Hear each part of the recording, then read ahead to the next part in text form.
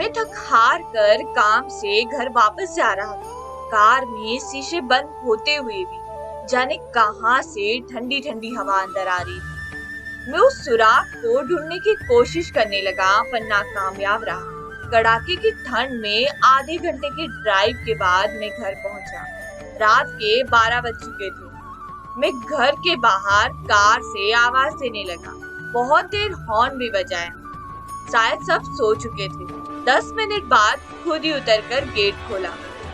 सर्द रात के सन्नाटे में मेरे जूतों की आवाज साफ सुनी जा सकती।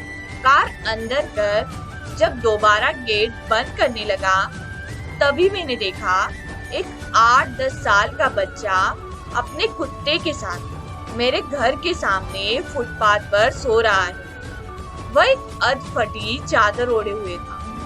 उसको देखकर मैंने उसकी ठंडी महसूस करने की कोशिश की तो एकदम सकपका गया।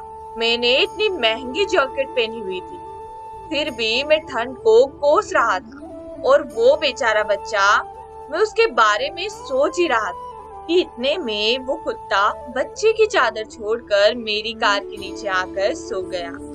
मेरी कार का इंजन गर्म था।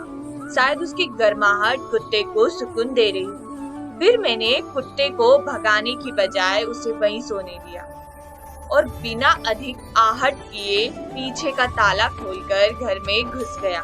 सबके सब सो रहे। मैं चुपचाप अपने कमरे में चला गया। जैसे ही मैंने सोने के लिए रजाई उठाई उस लड़के का ख्याल मेरे मन में आया।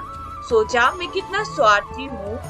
मेरे पास विकल्प के तौर पर कंबल, चादर, रजाई सब थे, पर उस बच्चे के पास एक अधफटी चादर भर थी। फिर भी वो बच्चा उस अधफटी चादर को भी कुत्ते के साथ बांटकर सो रहा था और मुझे घर में अपने फालतू पड़े कंबल और चादर भी किसी को देना गवारा नहीं था। यही सोचते सोचते न जाने कब मेरी आंख लग गई।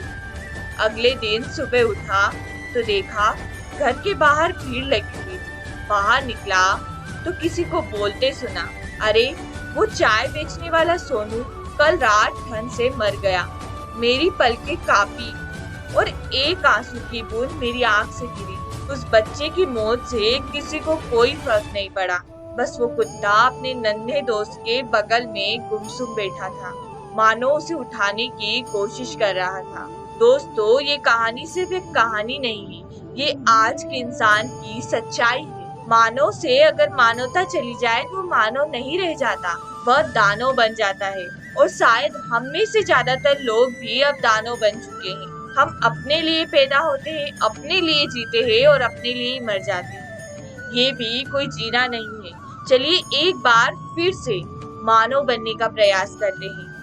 चलिए अपने घर में पड़े बेकार कपड़ों को किसी जरूरतमंदों को दे देते हैं। चलिए कुछ गरीबों को खाना खिलाते हैं।